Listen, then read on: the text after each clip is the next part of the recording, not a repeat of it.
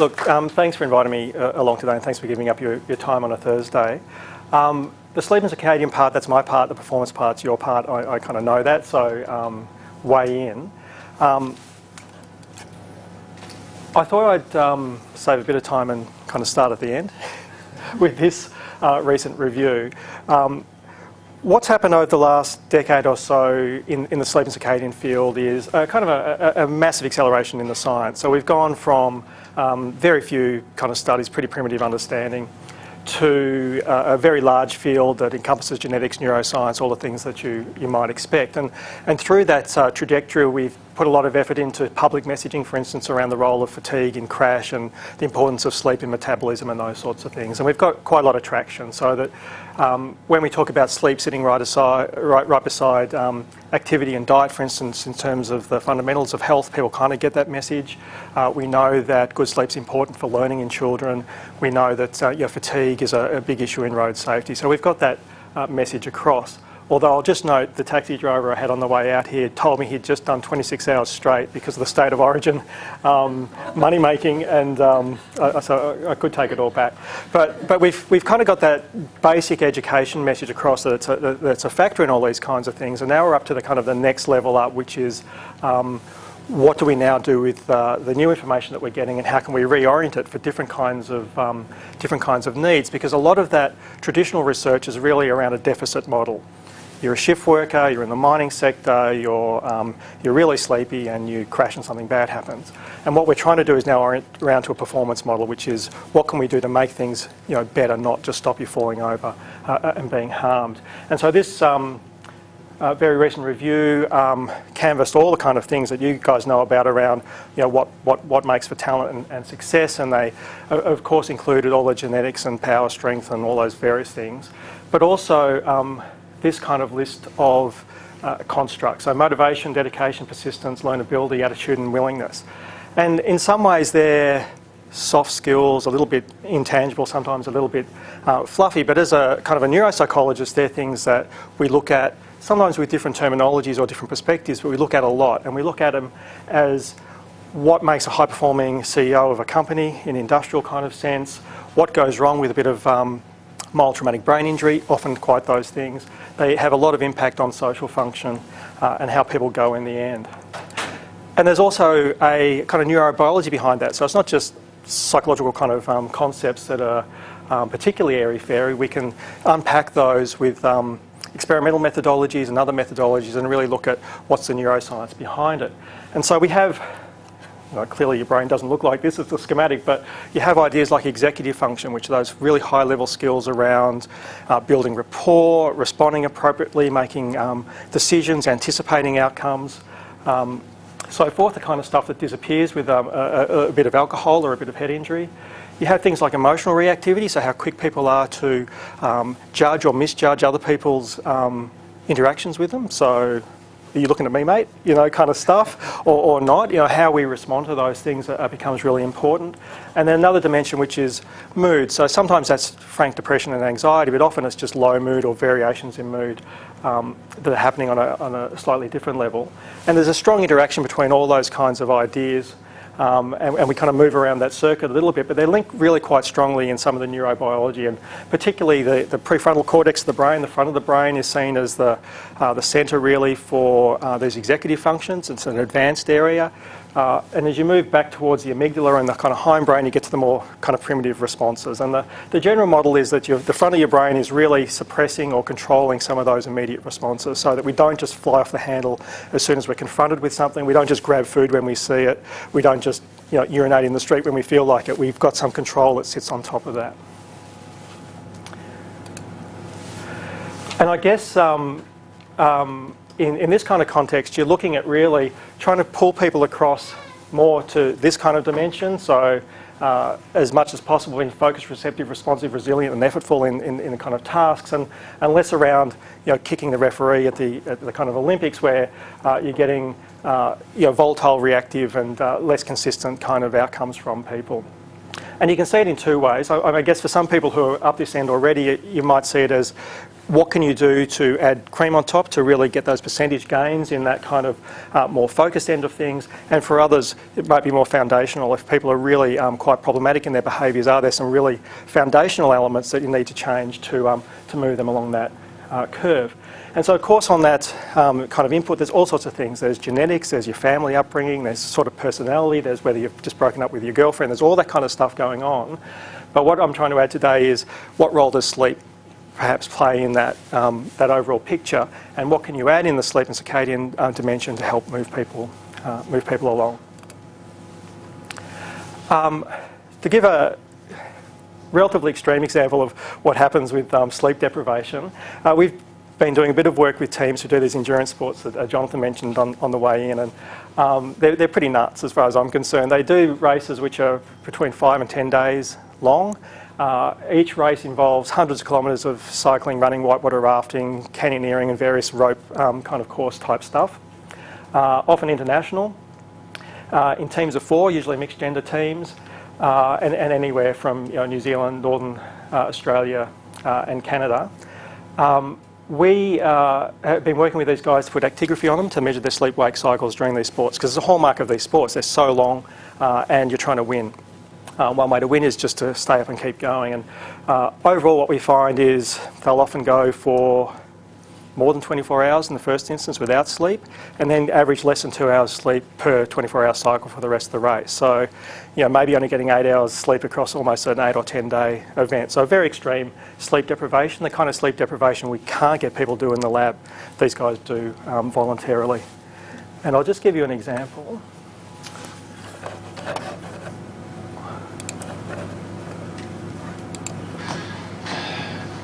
This is about 2 days in. Starting to feel quite tired on the bike. I'll probably hit me first. What are you taking on board now, Luke? No days. Yeah. What's the time? What are the options? Quarter to 9 in the morning. Yeah. A little bit sleepy. We're about 4k from the summit, and then we should get a gnarly downhill. Why do you think you're so sleepy? I think it's a case of lack of sleep. How many hours sleep have we had? What's today? What's the fifth day? Fifth day, but the fourth night. So I think we had an hour, day 2. I'm trying to think. An hour, day 2. Then we had the toilet, which was probably 3 hours, so that's 4 hours.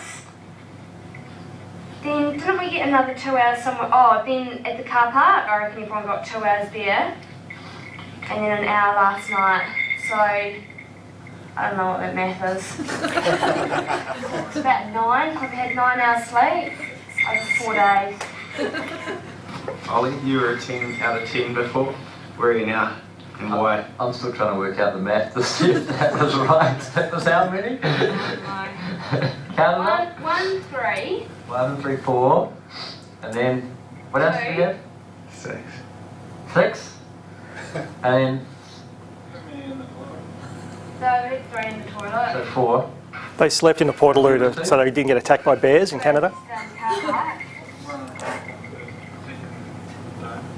So we're up to 6. Where'd you get 9 from? Well, an hour last night. 7. Oh, fuck, I don't know. Okay.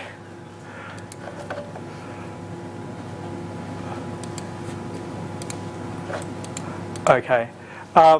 And these guys, like, top 5, they came 3rd in that race. So they're their top competitors, and they're navigating themselves. They're making all the decisions around when to rest, when to go, all those kinds of things. And there's really not much in terms of sleep-wake science feeding into that. They're really schmick with their nutrition and everything else around their performance, but not that aspect.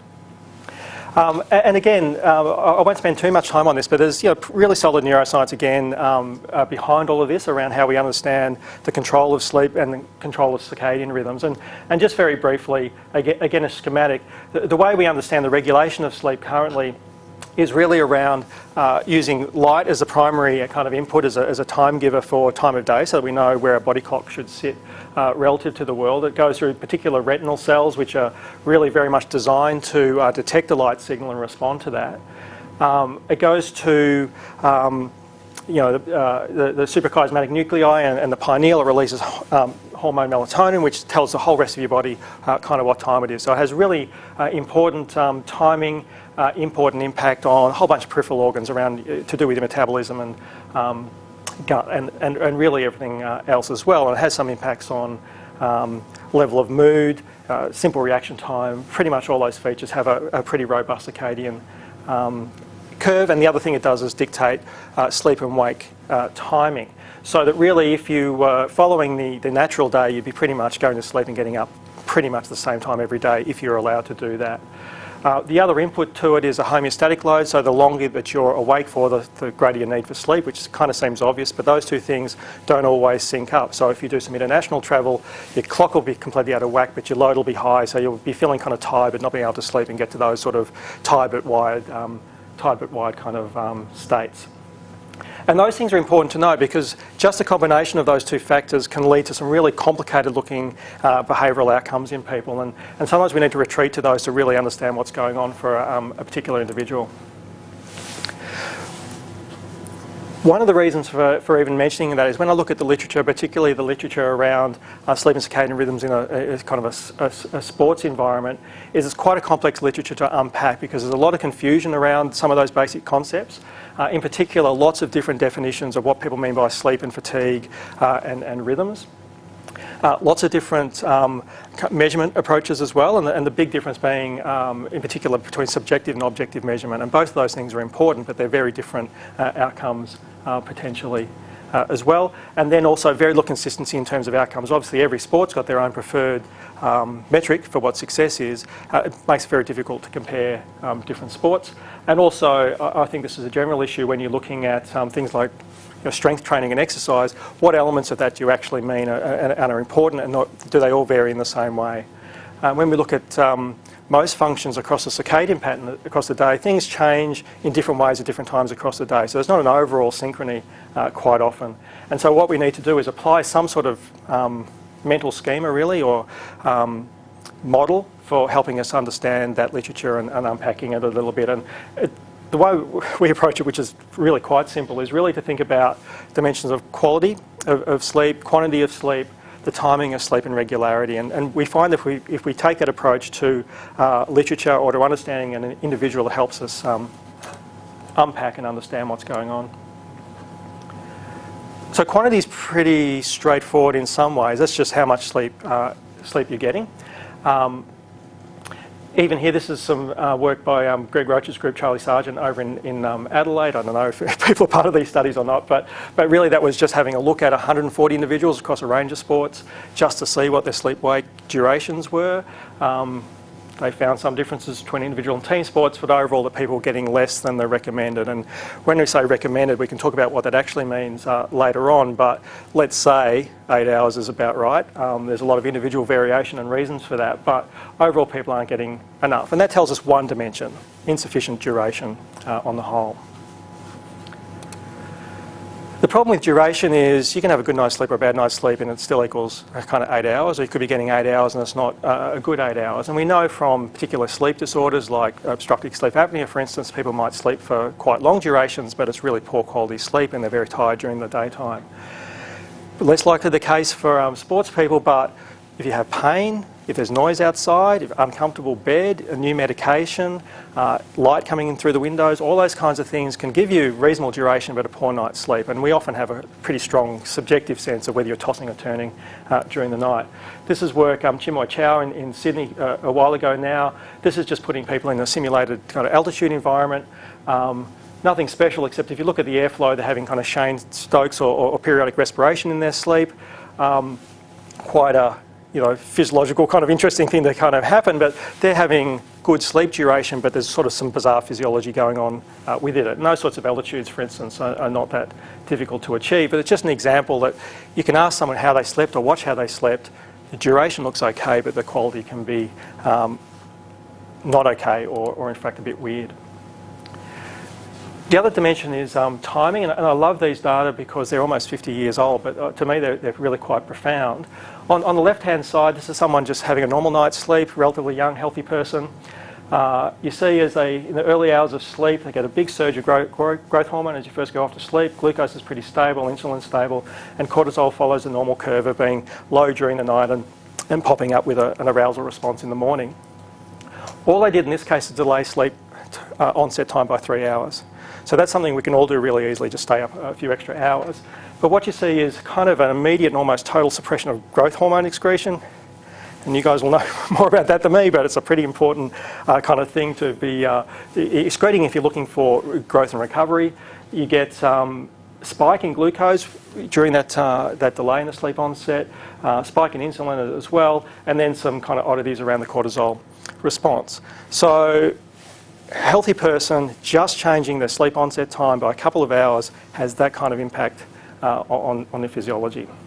That's not doing it night after night. That's not doing anything like that. To me, it's quite profound. So the timing really then starts to matter because these are things which are well within our control. We can make choices about just to stay up late and watch, I don't know what people do these days, Game of Thrones or whatever's going on.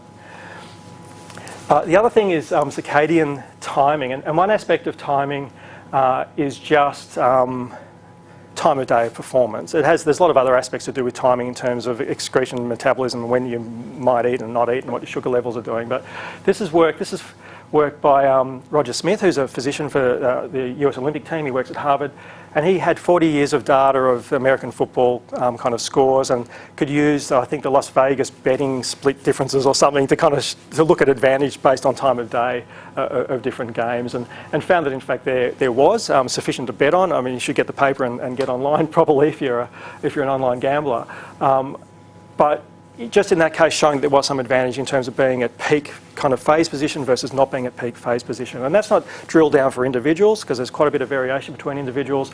It's not taking into account very much their prior sleep or any of those other factors. Just that time of day factor was really quite significant. So what's any of that got to do with what we started talking about, which is this sort of emotional dimension to it all? This is a fMRI scan chopped through someone's head looking at the amygdala, which I mentioned right at the start was part of this kind of loop, part of what's responsible for our immediate emotional reactions to things. What they do in this case is have people who are well slept or they sleep deprive them and then expose them to various stimuli, and they're mostly like faces, and you have to judge angry faces or happy faces or something that looks a bit horrible or something that's pleasant, and you get a involuntary response to that. And what it really shows is that when you're sleep deprived, the amygdala fires up in a way that it doesn't when you're not sleep deprived. So that more kind of primitive, more reactive centre of the brain in the crudest sense. What the thinking is there, that there's a disconnect between that prefrontal kind of control, so your more advanced, I guess, humane, sophisticated sort of brain is disconnecting from those centres and letting things loose a little bit. So the sleep is playing some role in exacerbating your emotional reactivity. So to give you an example, this is work by Bill Kilgore, Vince Capaldi and Tom Balkin, who are at Walter Reed Army Institute in the US. They're really interested in this stuff as well because obviously in their military environments they've got similar sorts of performance demands, but also it's really important that they don't mistake someone's intentions, someone's kind of instructions, someone's reactions to how they go. So they prioritise this stuff to quite an extent. They use this particular test, and all this shows is they have a set of stimuli where someone's clearly happy or clearly surprised, and then they kind of morph the faces across there so they become ambiguous in the middle. And after 1 or 2 days of sleep deprivation, they find that people find it much harder to distinguish between some of these dimensions. So, someone look happy. Yeah, right. Clearly, happy enough. That becomes difficult. And where it matters most is where you're looking at things like not being able to distinguish between anger and happiness very well. You can see people can make a mistake if they misinterpreted that because they're a little bit sleepy, because they're quite extreme, quite different. But the facial dimensions are similar enough that people can make that mistake when they're more reactive. Sadness and disgust, less important. Happiness, surprise, fear and sadness, those sorts of things were the difficulties that people had. And I don't know, you can imagine, again, if you're getting feedback or a coaching environment or some sort of on-field or off-field interaction between people, that kind of social judgment could become really important. do you get what I'm saying, or not? Am I mad at you, or am I happy, pleased with you? If you're making mistakes at that kind of dimension, it could be quite important. Here's another slice. This is some work that we did actually, Colina Rossa. What people do in this situation, we sleep deprived young healthy people and got them to do a battery of tasks, and we use some of the same things. We're looking at their emotional reactivity, but we're also looking at their risk behaviours, and this is a task that we use for various reasons, but it's a way of kind of determining risk and risk propensity. And what the task involves is you have this sort of balloon on screen, and you pump up the balloon digitally, and each pump you get more money, but at some point it's going to pop, and you want to get as much money as you can without it popping, because if it pops you don't get any money. So you've got to make some judgment about where you're going, and you've got to go, am I going to go for it, or am I going to pass the ball, am I going to stop now and collect the cash? And what we found is people get much worse at this task with even a moderate degree of sleep deprivation, so they'll more likely pop the balloons and get nothing at the end of it. And what's fascinating for us is we can talk to people while they're doing it, and they say, oh, well, I'm pretty sure I'm getting this wrong, I'm pretty sure I'm pumping too much and the balloon's going to pop and still do it. So there was a disconnect between their behaviour and their kind of some level of insight. But again, that becomes important because that's around decision making, and depending on the kind of environment that you're in, that may or may not be important. But it's not just sort of on-field things, it's things like, will I stay up late tonight? Will I have another beer? Will I don't know, all the kind of risk behaviours that some people might engage in that you may or may not want them to. And so some of the implications of bringing all that together is that what we see with sleepiness and emotional regulation, as we do for reaction speed and other dimensions that we look at, is not just that the mean changes, not just you kind of get worse overall, is you become much more variable. So sometimes you're okay, but sometimes you'll just completely get it wrong and wildly wrong. And so when we do button pressing tasks, simple button pressing tasks, what we find with sleepiness is that people start jumping the gun, lots of false alarms, or just miss entirely, and there'll be a big lapse. And the mean will change a little bit, but it's those lapses and false alarms that really matter. And when we're looking at behaviour on the road, for instance, they're the things that kill people on the road, is just not responding at all. So it has some real world implications. It's impacting on what we might call these high-level self-regulation, emotional control, these sort of soft skills that are important, but it's impacting them quite overtly. Presumably it has some observable impact both on-field and off-field, depending on the environments that people are working in. But one thing that's really important is this amplification of developing brain. So I talked about the prefrontal cortex being the controller for all of this. That's the part of the brain that's still maturing up to at least the age of 24. So you've got not a great control system, or a developing control system in any case, and then we're putting a sleep load potentially on top of that. And we know from our work that people in that sort of 18 to 24-year-old age group are often not getting sufficient sleep, and I guess some of that sport data suggests that. You're in potentially more socially challenging environments. So things are new, there's a whole bunch of kind of social relationship dimensions which are going on. There's a whole bunch of kind of contextual risk-taking behaviour going on in the age group, so you've got a social context around it, all of which is making the opportunities to take risks or not take risks much more common than it is for me. I just like sit at home, nothing happens, no one says, train surf or anything like that to me. I don't get the opportunities, but for other people do, and all those things are happening at the same time. The other aspect is, of course, what they can promote is a feedback loop. So if you have bad sleep, it impacts your next day social function. It can then perpetuate your sleep behaviours thereafter as well. So there's some interactions between those things. You don't necessarily just recover the next day and you're fine. It can impact on how you go, and that can be around the choice of caffeine use, choice of ongoing behaviours, choice of things that you do to compensate for a poor night's sleep. So what to do about it? I'm not selling you any product, but we've got a kind of a framework for it. Certain groups, and I've picked the Norwegians because they use some of the devices we use, have very comprehensive, circadian kind of strategies wrapped around how they do things, but most don't. And I guess the broad approach is what I've kind of got as diagram at the bottom is, for me, although I'm a psychologist and really interested in cognitions and beliefs and how you're feeling kind of stuff, if we don't have the biology correct at the bottom, it's not much use, or it's of limited use just talking to you about how you're going. If I can get your sleep and circadian rhythms kind of on track, reduce some of that emotional tone and reduce the reactivity, get the hormone expression, all those kinds of things lined up reasonably well, we're in a much better place to start from and driving the behaviours, and then worry about the kind of beliefs on top of that if there's anything left. And so for an individual, I guess, is to consider all those dimensions I mentioned around quality, quantity, timing and regularity, because we often just pick up one. If someone says, I sleep 8 hours, but they're a 9-hour sleeper, they're 1 hour sleep deprived a night. So we've got to be careful at the individual level.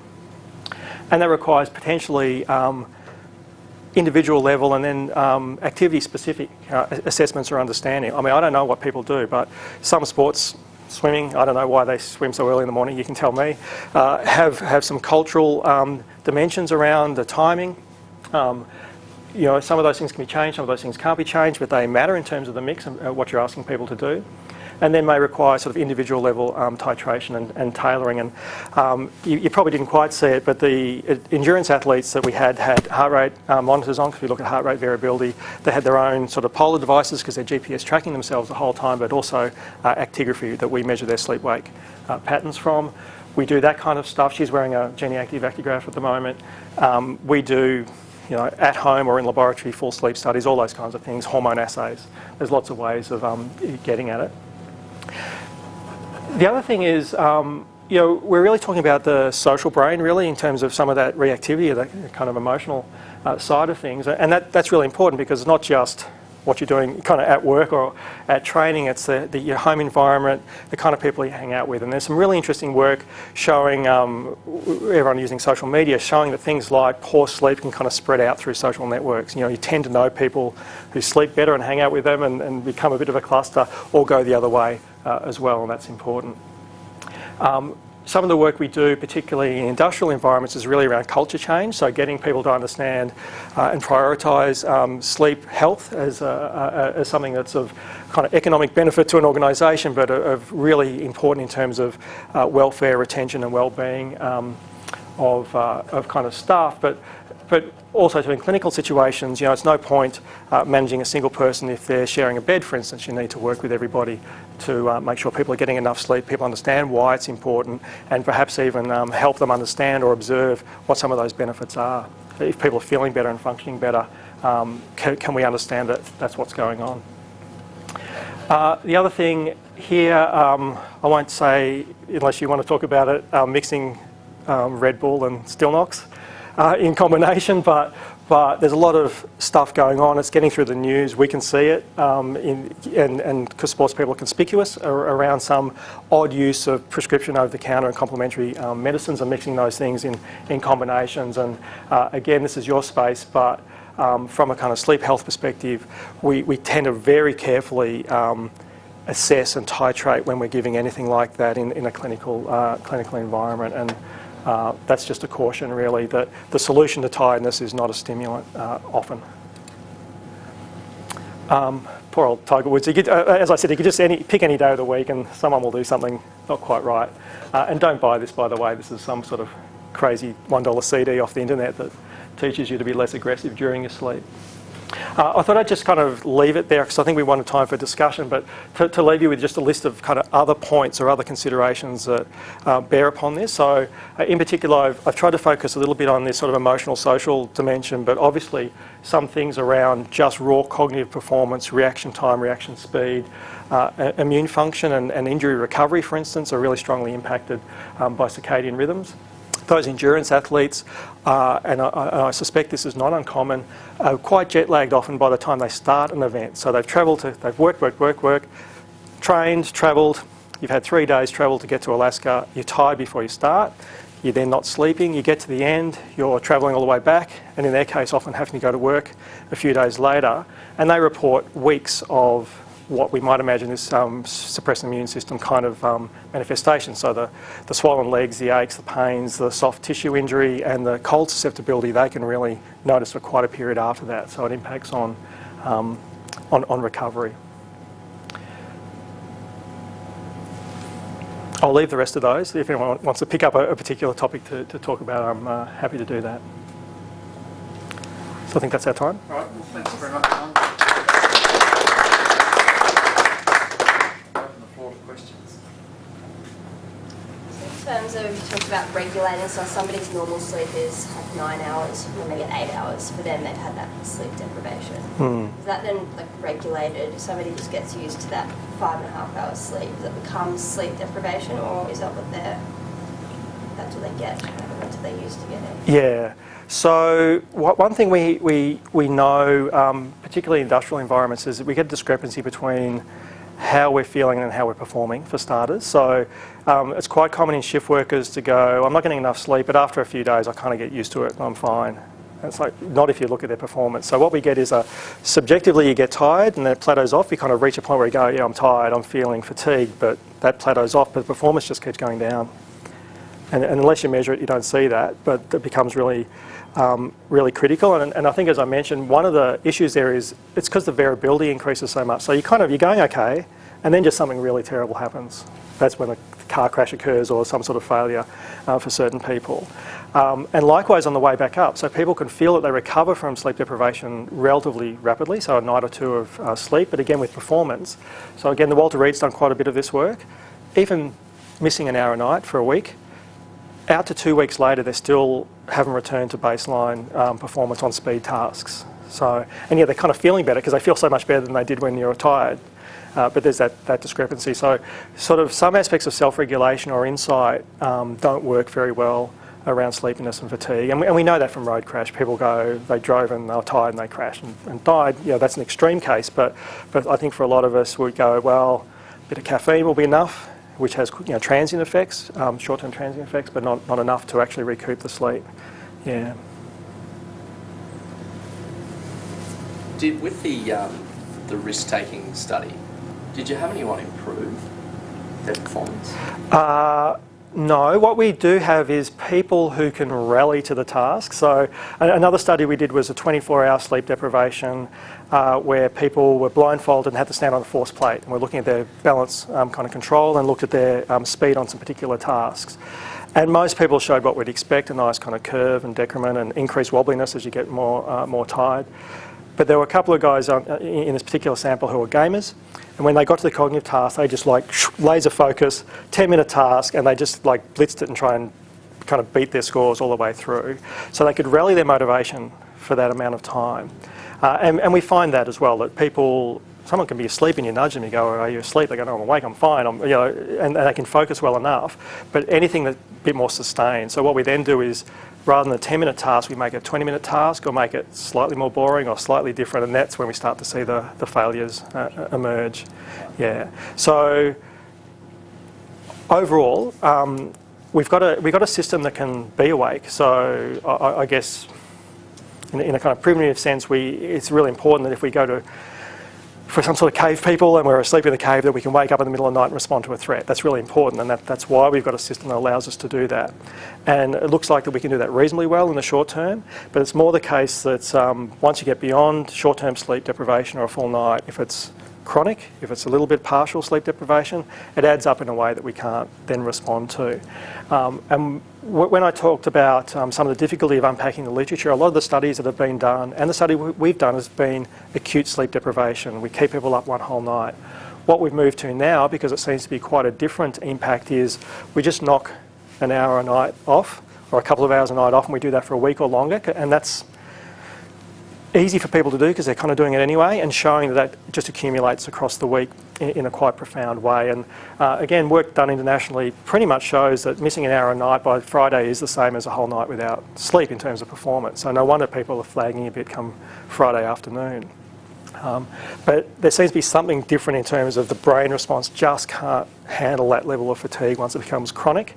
And when we start looking at other aspects to do with insulin resistance and growth hormone expressions, that kind of chronic stuff is going to be really quite impactful. That's a chronic health burden really that's being added to the mix, we think.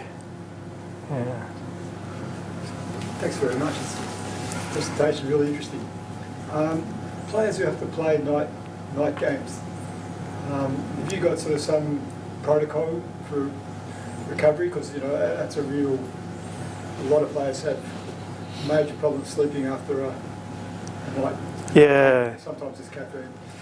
Yeah. So yeah. Look, I haven't seen much in the literature in terms of evidence-based protocols. And partly it's because I've discussed with Jonathan in the past, you know, there's a lot of teams who have got things and it's not in the literature, obviously, because it's their secret ingredient for competitiveness. And so there's things that people are doing that we don't know whether they're effective or not, because it's not in a space that can be evaluated. But we do work with, you know, shift work, for instance, which is not quite the same, but it's around how do you prepare yourself for an anticipated load that's coming up. One of the things we're doing at the moment is work with just young adults who are, like many, not getting enough sleep during the week, come to the weekend, going for a drive, very high risk situation. What we're trying to do with them is get them to, in anticipation of the weekend, get enough sleep more habitually during the week, so you don't start off with a load to begin with, and so you've got that sort of acute resilience rather than just adding another straw to an overall load of insufficiency. And one of the big problems at the moment is for getting normal subjects who aren't chronically, partially sleep deprived. There's not a lot of people who are going, yeah, I'm totally rested, I'm getting 8 hours or longer as research participants. So we've moved to a situation of getting people to get ad lib sleep but then before we start to sleep restrict them, because they're coming in with this sort of chronic load in the first place. So I think some strategies around looking ahead to when those things are going to occur, planning for them in terms of not having a load, thinking about when that game is occurring on circadian phase and when the habitual sleep and wake time is. There's a little bit of work done on pre-adaptation for jet lag, for instance. So if I know I'm going to Boston, I can start moving to a Boston cycle. It's hard to do, but if everyone around you was doing the same thing, it could work, so that you put yourself at those peak times that Roger Smith demonstrated with the football players for whenever your game was occurring. Yeah. Experience a few years ago with an athlete that was going to compete overseas, and started, you know, getting up in the middle of the night and training at the time that the competition overseas was going to be, and it seemed to work like really badly. Just you know, like he was really tired from getting up in the night. So it just you know, I'm not sure if it was a bad strategy. I think the conceptually it's a good strategy, but in practice it can be bad, because there's all sorts of oddities going along with the circadian phase. So light pushes your rhythm one way and can push it back the other way, but you can get it wrong and paradoxically push yourself way the other way if you're out by an hour in your timing. And so, you know, you see different jet lag advice, for instance, and you can buy melatonin all over the place, and there's light boxes and things, and you can buy it off the net with no instruction. But because of it really matters where on the circadian curve you give that dose, both in terms of what effect it has on your circadian rhythm and then the magnitude of the effect, you can get it really, really wrong easily and have the completely opposite effect. And certainly there was, unfortunately, a colleague in Pittsburgh, they'd sort of published online a jet lag calculator for people to use, and people were having that effect where mostly it worked, and then certain flight schedules meant you'd just be worse than you'd done the total opposite of what you wanted to happen. The other aspect with that is that, you know, you can't shift your circadian phase like that. It takes up to a week if you're careful, and you need to incrementally shift it. So if you just started getting up in the middle of the night, all you're doing is sleep depriving yourself, and you may not have done much to your circadian phase. Yeah, it's a gradual titration. Yeah, and we do that with light boxes and melatonin and those sorts of things sometimes. Yeah. Maybe, well, it's my opinion, but the measurement of sleep is for like your average day person, for instance, me, like got my wristwatch and on my phone which tracks sleep, and I'm getting that feedback every day of, you know, how much I've slept if I wanted. Yeah. I don't know how much it's actually, well, I don't think it's influencing my actual sleep patterns. So I guess, how would you make a holistic change to say those apps, or what would you encourage people to look for as far as to get a better quality of sleep? Yeah. Say isn't enough. So if I'm saying I need to get 8 hours and I know that I'm not getting it, then I'm not making changes. But what's that next? What's the missing link? Yeah. Look, there's a couple of really good points in there. One is just generically, and this happens in insomnia, if people are going for a sleep goal, not meeting it, again, can cause people to despair because they fail to achieve and make things worse. So that's one dimension. The other is around the technology of the apps and the Fitbits and all that kind of stuff, which has just been an explosion. So we've been using actigraphy for 20 years, and it cost us a bomb and awkward to work with. And now you can just go to Harvey Norman, there's 20 of these things. But people have gone to the trouble now, particularly in the last 6 months, of really looking at their performance. We can't get the algorithms because they're all proprietary and a little bit secret, but overall they're not working very well in terms of comparison to either formal sleep studies or to traditional scientific actigraphy. They're sort of undershooting on the low sensitivity setting and overshooting on the high sensitivity by hours. So they're actually not doing a good job in terms of measurement, and I think that massively impacts on their utility, because for most people they're not getting the right message out of it. So, you know, if you're lucky and you're right in the middle and it's spot on, that's good luck, but mostly it's going to be shaping behaviour with inaccurate information. The general idea though is really good, and behaviourally we're really interested in, if I'm giving you feedback every day, that's going to, you know, and what's good about sleep, for instance, is you're doing it every night and you get lots of opportunities for rehearsal. You can do it 300 times a year, and for 8 hours you're doing it more than almost anything else. So as a kind of a opportunity for behavioural intervention, it's really quite good, and it's rewarding when it's right because you feel better, right? You know, and you're more alert during the day. So we're certainly looking at strategies, and we've got, you know, funding applications in the moment exactly on this, around if I work out what you need to do with the best kind of evidence, and we have a behavioural kind of contract or some sort of discussion and a commitment to that, and then we can check in on that and see when you're going not right and provide the feedback and all those kinds of things, which I guess would be commonalities with a lot of kind of training scenarios anyway. We think that could be potentially really quite powerful. One of the dimensions around sleep and circadian rhythms is there's a kind of there's some sort of intrinsic drivers to it. So when your circadian rhythms are all kind of working well, you feel sleepy at the right time and get to sleep quickly, and then you naturally wake up feeling okay. So once it's lined up, there's a lot of feedback from that, which you don't necessarily get from other behaviours that you're asking people to engage in. So there's something useful about how you feel, how the timing drives you, that we can capitalise on by getting the timing right. And what we find clinically is, you know, if we try to get someone to wake up at a particular time in the morning, and a lot of people might have experienced this, if you've got a very strong routine, then you just start waking up. You don't rely on your alarm clock anymore, and you only need that if you're actually not in phase or if you're sleep deprived, but otherwise your clock then resets. Yeah. And we can reinforce that with light and other things as well that make that much easier. So that's where that regularity aspect comes in. And the regularity then allows you to miss a night or do a late, and you'll just get back on your rhythm. It won't be so disruptive because the drive then becomes really strong and really reinforcing. Yeah. So when you're talking about regularity, in a perfect world, 365 days a year, you go to bed 9 o'clock, wake up at 7 o'clock. We've just workshopped a scenario in one of the sports here where because of training access, they tend to have to train in the evenings. So we've tried to take away all the morning sessions, but again, because of training access, we couldn't take away all of them. So we've got training 5 nights a week, and then a day off, and then we start the next cycle first thing in the morning. Can the body deal with that? Like it's rhythmical, but it's not. Yeah. It's not ideal, you know, and it takes people. So when experimentally we've shifted people's circadian phase back and forth by say 4 hours or 3 hours, and we can do that within a week, keeping to a schedule. But we couldn't do it necessarily across a weekend between 2 different schedules, so you'll get a lag. And that lag is what people experience first night of shift work and a whole bunch of stuff. But it will be there. I guess there's 2 issues. One is how much does that change your wake time and your sleep time? And can you do it in a way that doesn't change that much, or adjust those so that they fit within those training times? Because then at least the training times are varying, but the sleep-wake time is not varying as much.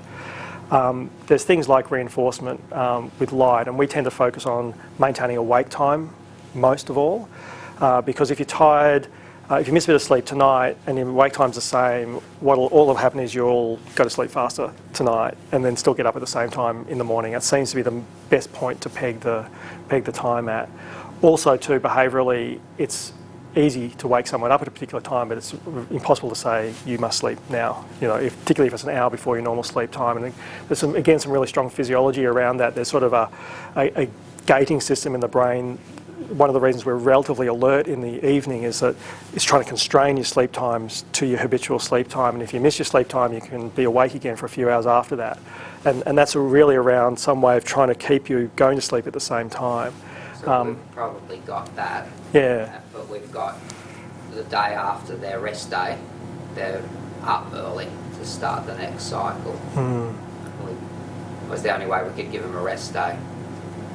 And we made the right decision. Yeah. I mean, well, the kind of empirical answer is to look at their fatigue levels or their sleepiness levels and see what the consequence of that is. There's other things that people do, of course. You know, people will use naps, for instance, and naps are often not a good thing because it subtracts the homeostatic drive for the next night sleep, but sometimes they're just crucial in terms of a compensatory kind of mechanism. If you're up really early and you're really tired, it's probably better to have a nap than not. But then there's dimensions around nap around how long they should be to be most effective.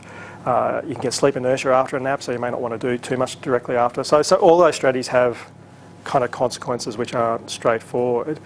But again, I think that's almost individual or team level titration of exactly where they are. Because again, each individual, right at the bottom, we're talking about genetics, there is some genuine genetic and other drivers to habitual sleep needs. So there's shorter sleepers and longer sleepers, and there's some genes around that. There's also some genetics around where you sit on your body clock in terms of when you sleep and when you wake that can vary by a little bit as well. And so for two people in the same environment may differ by 2 hours in their sleep need, and may differ by an hour or so in when it is that they optimally fall asleep, even given the same timing. So to juggle that then becomes a little bit difficult. And obviously there's tolerances. We give up sleep for lots of reasons, or we sleep in we can kind of adjust it, but for optimum function, there's got to be some way of reconciling those to get maximum for everybody. Yeah. Well, I think we'll draw things to a close then. Simon will be around for a few minutes afterwards. Please join me again. Thank you, Simon, for the presentation.